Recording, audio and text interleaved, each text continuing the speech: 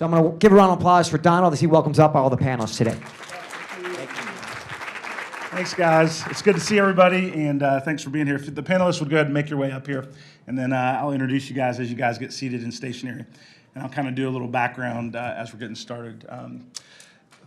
One of the things that I would describe in terms of diversity and inclusion, there's a couple of different ways that you can think about it. And one of the constructs is it's morally the right thing to do to create opportunity and guidance for people that are different than you. And that's one aspect, right? But then there's the construct of how does diversity and inclusion propel the growth of my business? And that's a lot of what we're going to talk about today, because there's the moral and there's the monetary. And we want to make sure that both those things are included. Good to go for this? All right. And so what I'm going to do is everybody's got their mics. Melanie, I'm going to lead with you. Do you have your mic? Test 1, 3. I'm going to have our panelists take just a minute and really introduce themselves in their words. So just take a minute and give a little bit about your background. And then once we get through, then we'll jam out on some questions and have a good time. Good afternoon. I'm Melanie Sanders. I am the Director of Video Production and Professional Development at Walk West. My background, my career life before Walk West was I was a news anchor and reporter, television news for 20 years. I always like to joke and say I started when I was 13. Did that for 20 years and worked in several markets, including a couple markets in Alabama and Florida, New Orleans, and then my last stop was here in Raleigh. And then 5 years ago, I actually celebrated my 5-year anniversary of not being on TV a couple of weeks ago. Thanks, Facebook, for reminding me. And I was like, wow, I can't believe it's already been 5 years. But I left TV in order to, I joke and say, to meet my children, because TV news is like the most unfriendly family career. You're either at work at 3 o'clock in the morning or you don't get home till midnight. And I was the one who didn't get home till midnight. So when my son went into high school, I thought, I probably need to be home at night. He doesn't know that that's the reason why I left TV, but I did. So I've been with Walk West for 5 years and loving it. I still get to do what I love, which is, we're basically not as a reporter, but telling stories. And now we just are able to tell stories for different brands, and it's very fulfilling. And I also do professional development, where we teach people how to deal with the media. So now I'm on the other side of the camera teaching people how do you answer those questions when the TV reporter shows up for different CEOs and executives. So it's very fun and rewarding, and I'm loving my second career. Good stuff.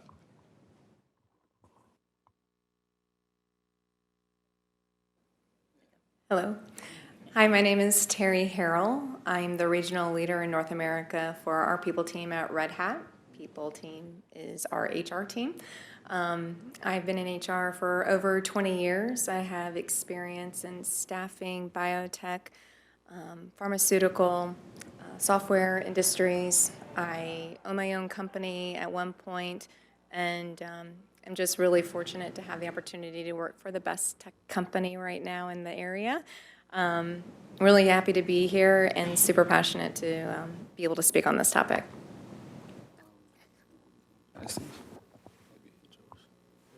Can you hear me? Okay.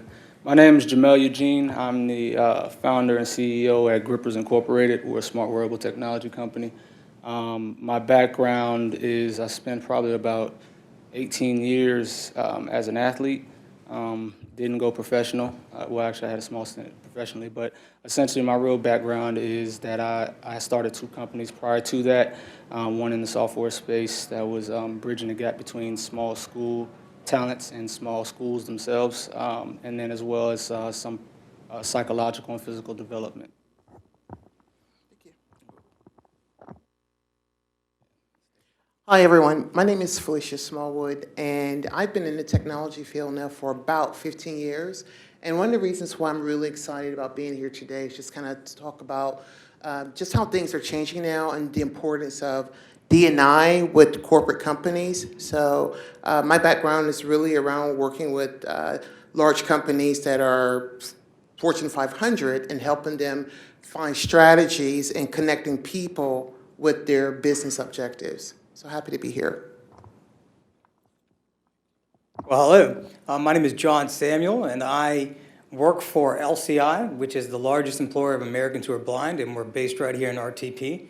My story, I'm blind myself, but my story actually started when I was in college at NC State when I was diagnosed with a degenerating eye condition and was told I was going blind. And when I got that news, it was devastating. I'm born and raised here in Cary, and thinking about what kind of life can I, as a blind person, have in North Carolina, what kind of career, what kind of girl, who would want to be with somebody like this? So I knew I had to get out of here. So after I graduated from state, I went out to India for 2 years because I could get a car and driver. Then I went to New York City, worked there for a couple of years, working for the city during the recession, providing financial literacy. And then I had the opportunity to go out and for some private equity investors. They wanted to start up a telecom infrastructure company out in Cameroon.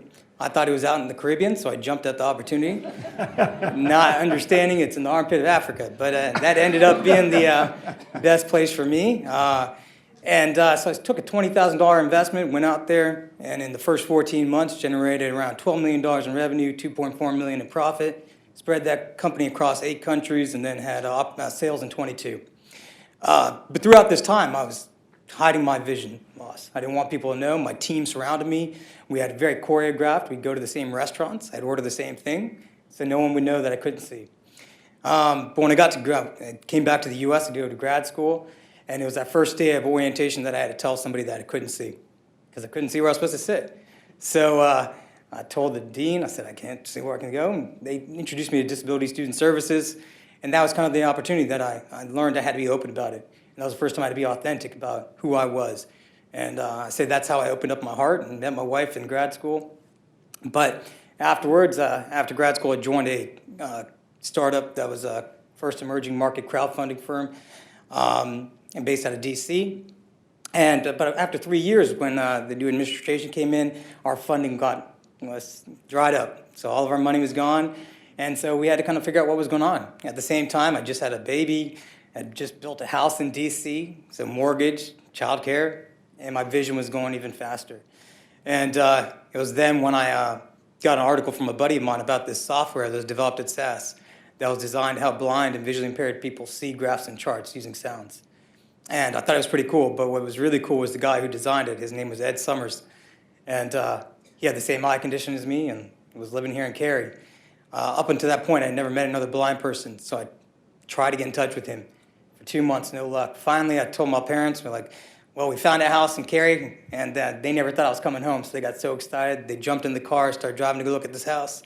As we're driving, they're talking to us on the phone. My dad starts yelling at something. I'm like, Dad, what are you doing? He's like, there's a blind guy on the road. Maybe it's the guy you're trying to get in touch with. I was like, oh, Dad, please don't yell at blind people on the road. I was like, an old Indian guy yelling at people. I was like, please don't yell at anyone on the road. So he's like, all right, gets out of the car, walks over to this guy and says, are you Ed Summers? And that guy says, yes, I am. And my dad says, hey, my son's on the phone. He's been trying to reach you, and just puts the phone in his ear.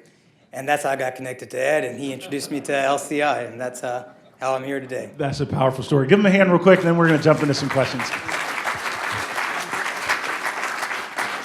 One of the things that we're going to talk about, right, is beyond the obvious, right? A lot of times we talk about ethnicity. A lot of times we talk about sexual orientation and different things, but there's neurodiversity, right? There's accessibility. There's all the different things that make us unique. That's what part of the country are you from? Are you a parent that has gone through a divorce and dealing with young kids? There's all these different things that make us unique, and how do they incorporate with business? Melanie, I'm going to start off with you, but we're going to do a speed round, right? So we can get through a lot of questions. So each of you guys as panelists, take about a minute, maybe a minute and a half for each of the questions. But Melanie, talk about being an African American in business, in journalism, in the media, and how that shaped your view and what you like to share with the group. Well, I used to like to joke because people would say, what's it like to be on television every day? And I said, well, quite frankly, it's like any other job. You have the same responsibilities, except that everybody sees when I make a mistake, right? So it wasn't as exciting and as glamorous as people thought. Quite the contrary. I worked, most of my TV life was in the South, deep South. I spent 5 years in New Orleans, and if anybody's ever been to New Orleans, you know the humidity is outrageous, okay? So I have naturally curly, frizzy hair, right? And so I had a general manager who couldn't seem to understand that I couldn't get my hair as straight as most, like, white people, Asian people. He used to have me brought in to the news director's office to say, and show me pictures or videos of news anchors who had really straight hair. And he would say, they want your hair to look like that, okay? And I said, well, and I was straightening it. It wasn't like this. I mean, it was pretty bone straight in my opinion. But they sent me to the hairdresser. They were like straightening out. Finally, I was like, I know it can't get any straighter than this. And I kid you not, obviously that was not the case. He came up to me, he goes, it's getting there. But do you watch Ann Curry? And I was like, you mean Asian Ann Curry? Yeah, I watch her. She's lovely. This isn't happening, though. Like, that's not going to happen. So really, it got to the point where I just stopped. And I said, you know what? I can't do that. I can't get my hair that straight. I can try to do the best I can do, but on a day where it's 100% humidity, it's going to be in a bun, okay? That's what's going to happen from here on out. And I think the one thing I really learned in that is that I can't control what you want. I can't control your bias, your discrimination, what you think I should look like. What I can control is how I feel about myself and my self-worth and my value of myself and what I bring to the table. And once you start to exude that kind of confidence and that kind of self-respect, people aren't as quick to tell you something as simplistic as what your hair texture should be like. And I just was wrapping up, I just read an article recently on how more African American women in television are taking a stand when it comes to wearing their natural hair. And I applaud them, because not just me, I've had friends who've had to wear wigs and hair fall out and had to get extensions and all of this to meet what should they look like on TV, those requirements that are unrealistic for African American women. So I'm happy that it's moving in the right direction. No, that's good. Felicia, I'm going to go to you next. Part of the LGBT community, African-American, female, from a small town, parents who are super Christian. Like, you went 5 for 5 in swimming upstream, right, with like an interesting backdrop.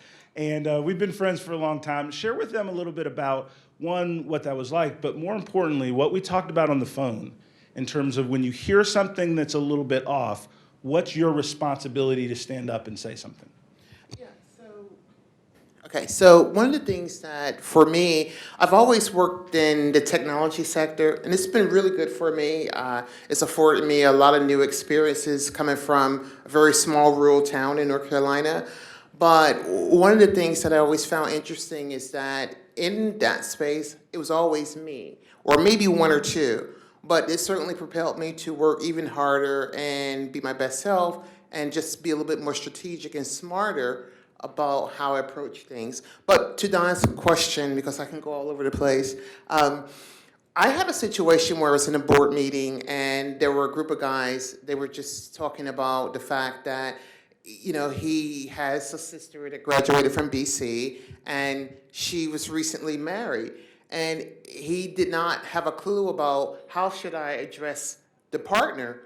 And, they just kind of looked around, kind of dumbfounded. And it was purely ignorance. They just didn't know. And I said, well, she married her, right?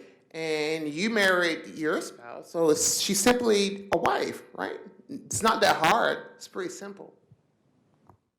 One of the things that when you're looking at diversity and inclusion, and I'll give a personal story. As an African American in tech, I can relate to Felicia in talking about being the only one. A couple things that I thought about. If I'm going to be the only one, then I need to be the best one. I need to stand out, not for what my skin looks like, but for my performance. I need to create an environment where when someone sees the second one, they want one because of what I brought to the table. The other thing that's important is I'll give a very defining moment when I was in a similar situation, and we were negotiating an M&A transaction, and one of the other parties changed kind of the rules of engagement at the last minute. And there was another person in the room that said they're being Indian givers. So now when you're presented with hearing something that's not quite right, what do? Do you kind of laugh and kind of go along like it's okay? Or do you take that moment to be brave? Do you take that moment to say, as I did early on in my career when risk was high, now I can say basically what I want. If I get fired now, I'll create another company, it's no big deal. Right? It's not a risk for me to be a champion for diversity and inclusion. It's not a risk for me to stand up in a meeting. But 15 years ago was a risk for me, right? And I very gently said, I said, listen, I'm a little bit confused, and the room got quiet. And I said, I wasn't great in school like many of you, but my history book didn't show the chapter on Indian giver. I think it was a little different than that. And then the individual in the room, everything got quiet. I don't want to talk about the ethnicity of the person that said it, but they got beet red. And basically, the person pulled me aside after the meeting and said, number one, thank you. Number two, I apologize. Number three, it'll never happen again. It was just something in my culture and my upbringing. It's just something that I said. And I appreciate you being willing to, number one, challenge me on it, but number two, not have a super chip on your shoulder and making it a big thing in the whole meeting, but gently nudging me, right, in the way that I should go. And so a lot of times we become culpable when we let things that are wrong stand. That is a sense of agreement, and that's what Felicia was talking about, and I appreciate that very much. Teri, if you'd take the microphone, and if you look at Teri kind of that bird's eye view, you would say, well, what's the diversity angle that Teri has? And I'll let you take the story from there and talk about your story, your journey, and some things you'd like to share with the group. Yeah, thank you. It's mine. Yeah. So most people look at me and see me as a white female, which I am. I've had some personal experiences that have ultimately led me to where I am today in my stance on topics such as diversity and inclusion.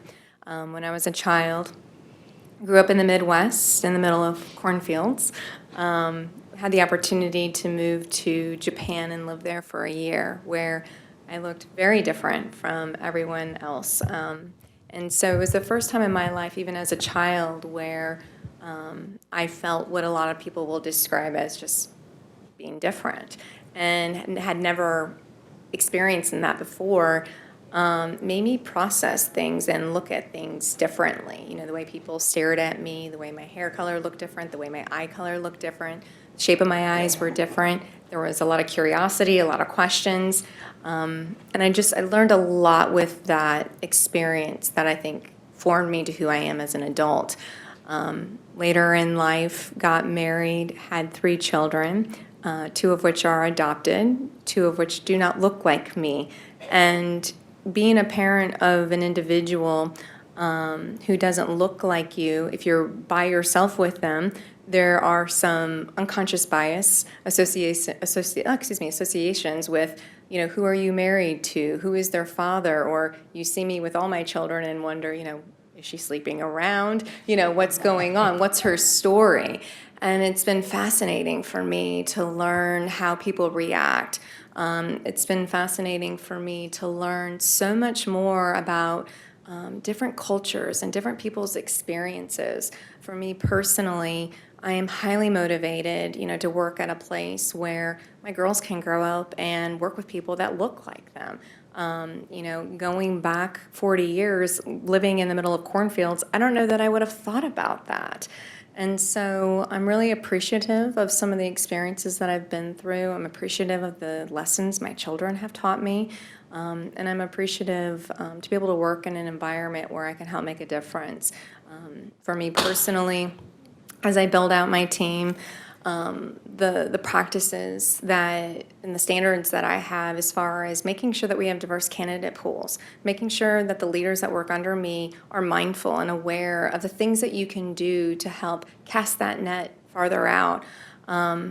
It's been a journey, and there's a lot of things that we can each do individually to help continue to influence that impact. That's super powerful, and thank you for that. Teri, one quick follow-up question. In your role at Red Hat in human resources, talent acquisition, like how many people would you say you're responsible for placing within the organization in any given year? So just to clarify, I don't head up the talent acquisition piece. I'm head of the regional delivery department. So we really focus on supporting our senior leaders to help them identify and execute on their talent management strategies, one of which includes acquiring talent, engaging them, and then retaining them. it's imperative that our leaders have really good relationships with our recruiters, that we have really good relationships with our surrounding schools when we think about how we go and identify that diverse talent. But I want to make sure I was clear in understanding your question. Yeah, so the question is, in terms of, and I'll kind of make part of the point, it's really the impact. Think about all the decisions that you all make as entrepreneurs about who to bring in the organization. In Teri's case, she's working with senior leaders across a multi-billion-dollar organization. So one touches many. And that's really the thing. A lot of times when people are looking at introducing a diversity and inclusion program, how can I as an individual make a difference? But you absolutely can. And that's what I'd like you to expand upon. Yeah, one of the things that we encourage our executives to do is to sponsor some of our DEI resource groups. They tend to lead the ones that they're most passionate about. Usually there's a personal connection, and it's a beautiful way for them to demonstrate, walk the talk. How is it, what does their leadership team look like? What do their diverse, pipelines of talent look like? It's important to have the awareness, it's important to have the discussion, but it's also important to see the action and to see the impact. And we are a tech company. We are predominantly white males, and it is important for us to have that awareness and to put programs in place that we can continue to influence expanding that.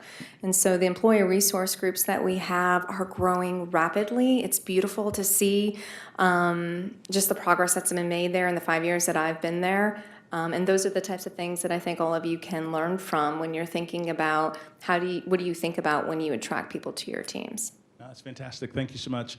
Jamelle, not going to leave you out. College athlete, played on the big stage, 40, 50, 80,000 people watching what you do, and then transitioning to a smaller stage, but still a big impact as an entrepreneur.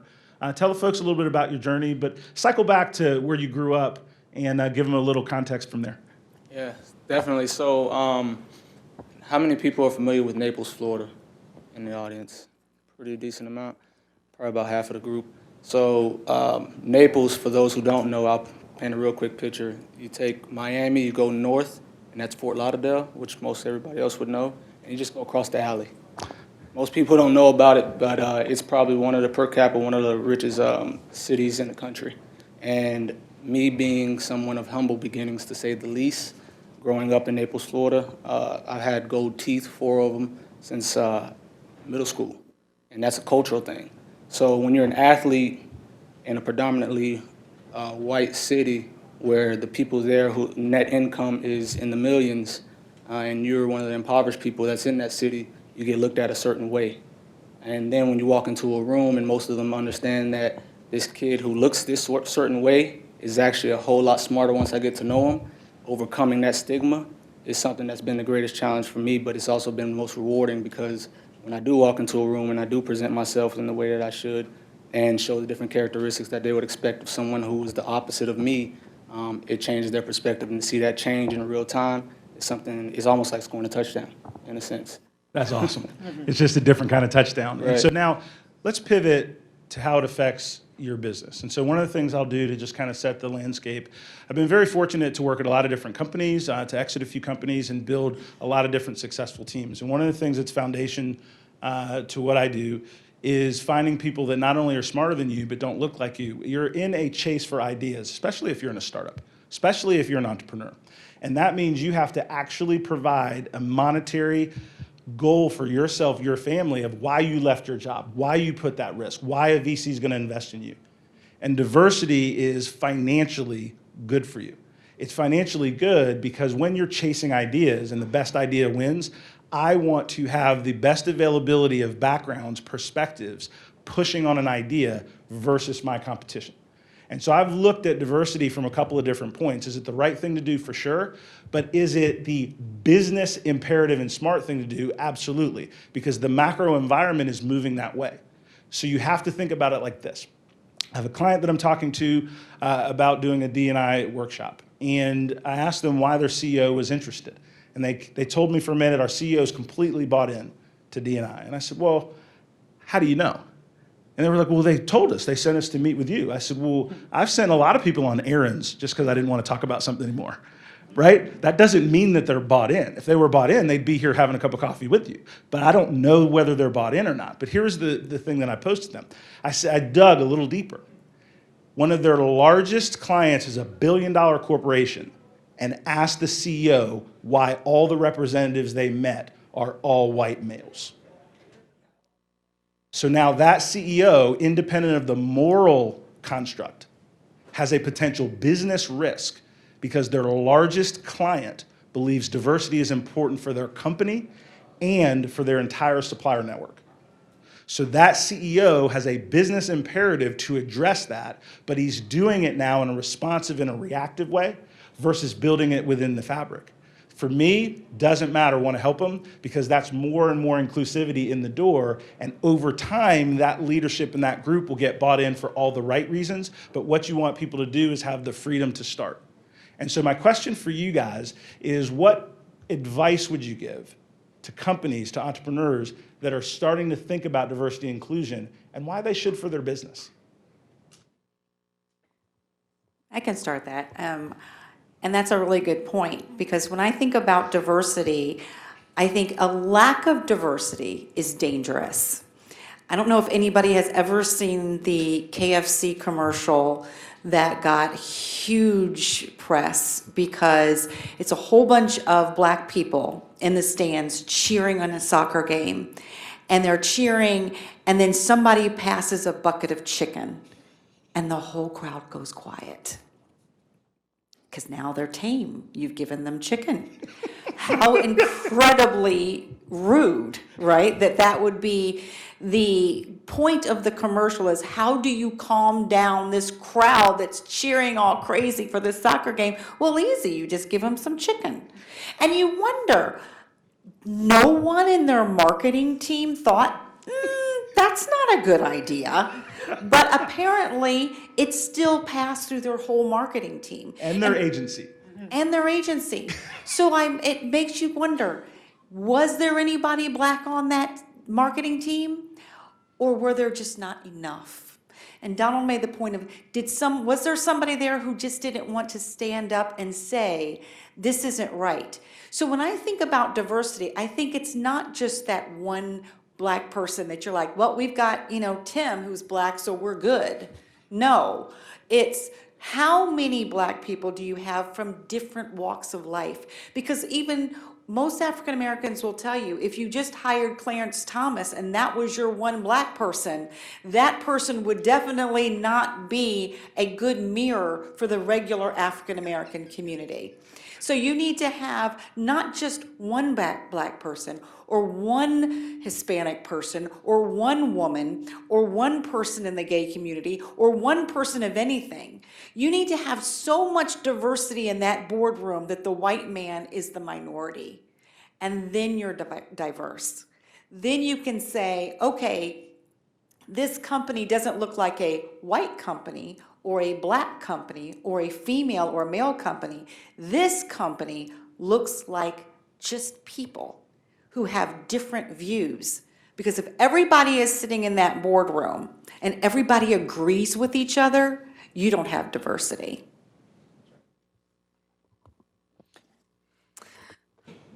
I could sit here and say all the research tells you more diversity equals more profitability. We all have heard that. But going back to the mantra that I've been hearing, and we embrace this at Red Hat, we have a culture of meritocracy. We do believe that the best idea wins. It doesn't matter if you're at a level 1 or you're a vice president. We all have a responsibility to create that diversity. It directly correlates to innovation. It directly correlates to the experience that you are offering as a company, which will help you attract other talent. There are people that may not want to work for your organization if you're not driving that, and you're going to miss out on having a competitive advantage.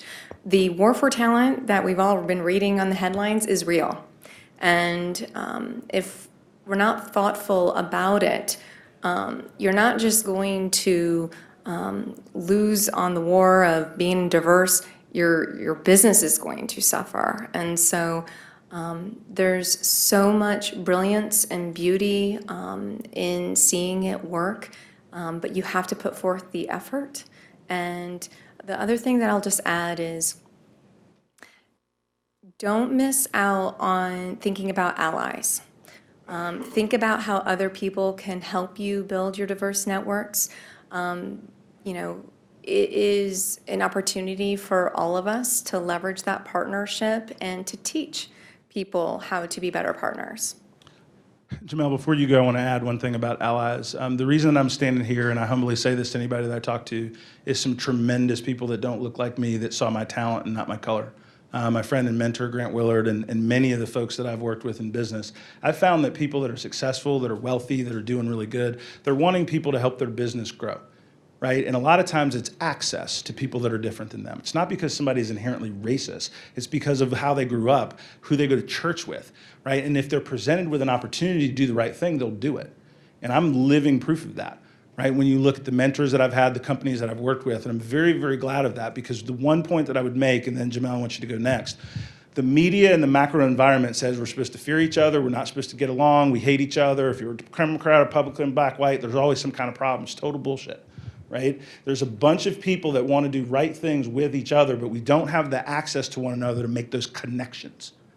So what do you do with meetings like this? You make those connections. Seek out people in this room today that don't look like you. Exchange business cards. Get together for a cup of coffee. Those one-on-one moments change the way that you frame diversity, and it becomes more natural to you, and it's not a thing you have to do. It just becomes a part of your breathing like oxygen.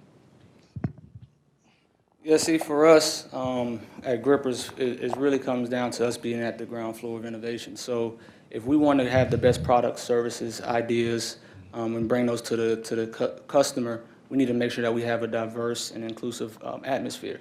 I can't, for instance, if we take it back to the football narrative, I can't tell an offensive lineman how to dunk a basketball, right? I mean, if I've never dunked a basketball as a running back in football, how can I teach him how to do that? And if I don't have people from different backgrounds being able to put in their perspective, how can we create the best thing? Being a melting pot is really how it should be seen. Everybody comes together and they contribute in some different type of way, but it's all really comes down to perspective. If you see something a different way than I, and I see something a different way from you, what is the common ground so that we can create something stronger together? And you see that with the companies that are at the top. Most companies who are ascending to the top and who are starting to remain at the top, they have diversity as part of their infrastructure. Good stuff. Felicia? Thank you. Yeah, for me, when I think about changes that employers can certainly include, then for me, it would be policies, extending benefits to other members. And I think that when you look at some companies and who they have in place, imagine a world where people show up and they're not their authentic selves, right? So really, as a entrepreneurial company, you're going to suffer because the rest of them are, the rest of the team rather, is not putting forth their best work, what have you. And I think that it's not about just passing out memos and just showing up to certain events, but really doing the walk. That's really important to me. Good stuff. John? Yeah, I think, when I think about kind of what Don was talking about, I think it's proximity builds empathy. And I think every company needs that empathy, because as we start to build for our clients aren't all going to look like us, right? So unless we have people around us and we start to understand the challenges that everybody goes through, it doesn't matter, again, whatever part of this diversity spectrum you're part of, that is who we serve as our customers and our community. And so until we understand the challenges, we can't build for them. And then once we do understand that, we'll understand universal design, right? We can understand that if we design for everybody in hand, it's going to benefit everybody. We're not just doing it for one person, but we're doing it for everybody. And I think actually something that, since Donald and I started talking, I heard Donald speak over at T-Rex, thought he was just a great speaker, tried to reach out to him. And he said, I'll meet with anybody. And he did. He met with me. And he was talking about the work he was doing in diversity and inclusion. And as we were talking, the fact that people with disabilities wasn't in that discussion until that empathy, that proximity, he and I spending time together, I think that really kind of built that. And now Walk West and LCI Tech are partnering to work together. But that comes from that proximity, which built that empathy. That's perfect. And so I'm going to end with that and give you guys some space for question and answers. A lot of times when you have events like this, right, you may have a question you get a chance to answer, but you may have something that you might want to answer one-on-one, right? And so everybody on this panel is on LinkedIn. I am as well. And we're happy to extend the conversation because we're believers in what diversity and inclusion has done for us. And we want to share that message. So I'll turn it over to anybody that's got one or two questions as we wrap up. Right there in the back.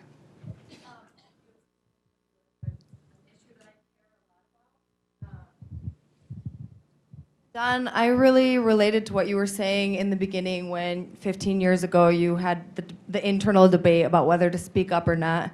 And 15 years now, you're in a totally different position.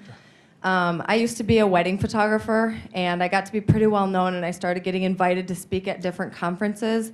And I started realizing that like 90% of the people paying to go to these conferences were women, and 100% of the panelists were men, usually, and all white.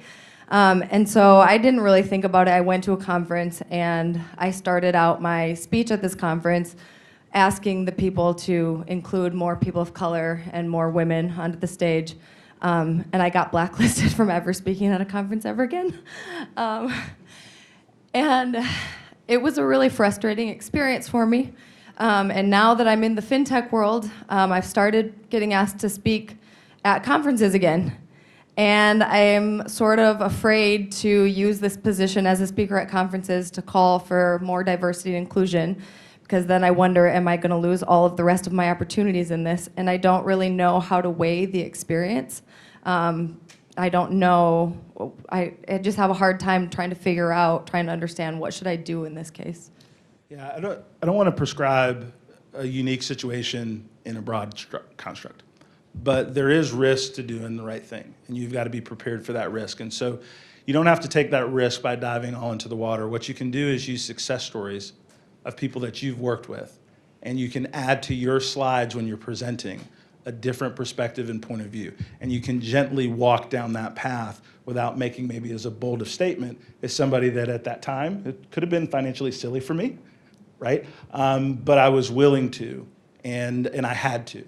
But everybody can start on that diversity train and that stair step that works for you. You can use visuals, you can use examples, and that way you don't have to be as strong. But the other thing I'll tell you is the world's different now, in a good way, right? I'm a firm believer of the best in all of us and not the garbage that I see on TV. There are just so many people that want to do the right thing that I don't think that same experience would come again. Thank you. Right here, up front. Oh. I need a mic. It's totally up to you. I just wanted to address, especially in a startup phase and in hiring, and people will naturally want to suggest people, right? Like, oh, I think they'll be good for this company, XYZ. It's up to Do you guys have better means? Do you know better means of trying to kind of parse through kind of suggestions from people? Because we tend to kind of stick with who we know sometimes. You don't mean to. It's not like an active thing, but we tend to reference people who look like us and think like us, but they can have talent. So what does that process look like if someone, or if you've ever been in a situation where you're like, yeah, I have this friend, but they think similarly, but they're talented, but it may be against kind of the diversity goals that you may be setting for a company?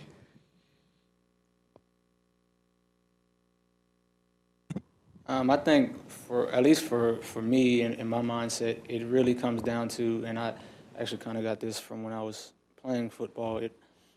If I didn't, it's a piece of paper, and if you just look at what's on the paper, the person behind that paper, it shouldn't matter what their life is like outside of them being, suicidal or something. But if it's a person who's really, if they do exactly as they say, and they have all the qualifications, what they look like shouldn't matter. The only thing I would add super quick, one way she's talking about a pipeline issue, right? So if you only have people that look like you and different things and starting your business, you have to win, right? Our society is built around winners. So the more successful you are, the more you can make change regardless. You got to figure out how to win, number one. But number two, you can diversify your board. You can diversify your advisors. There's plenty of successful people that are diverse. and you can find them and bring them in. That will naturally give you candidates that you wouldn't think to look for and recruit, because the board that you assemble, if it's diverse, their networks are going to be more stronger, more vibrant, more powerful than yours as a new startup person, and I think it'll help there. Very last question. We'll go right here to the very end, right there with the ball cap. Since we're at a startup conference, can we give Jamelle a second to describe his product? Super gracious. Give you that $20 because I'm on his board. Right. Right, so the other way with it. Yep, so we actually have a line of products. Our first product is actually called Grip Tape. So it's the seamless hybrid between gloves and tape. So we're helping you help with the protective elements of tape. So anybody who's ever had a cut, abrasion, blister, etc., or needed some added stability or strength, they'll typically use a tape. And so we use basically Kinesio technology to help add that in terms, and then also give you the gripping mechanism that you would need to enhance your performance. The other product is a reusable product, and we use infrared technology. Same target area where we're stabilizing through protective compression, the finger ligaments, and then also adding some performance-enhancing grip mechanism. Then we go from there and we target areas of the body most prone to injury, and then through the use of biomechanics and advanced fiber science, we integrate that into every design. And so we just target different areas. So we have something for your toe that helps aid in the prevention of turf toe injury, or help support turf toe injury. And so you can go down the line, think of an injury you have at home, and we probably have something that we're going to help combat that issue without sacrificing performance. And your website is? www.gryppers.com. There it is. Great, great. Well, what a wonderful panel. Remember that. Thank you so much, and thank you, Donald.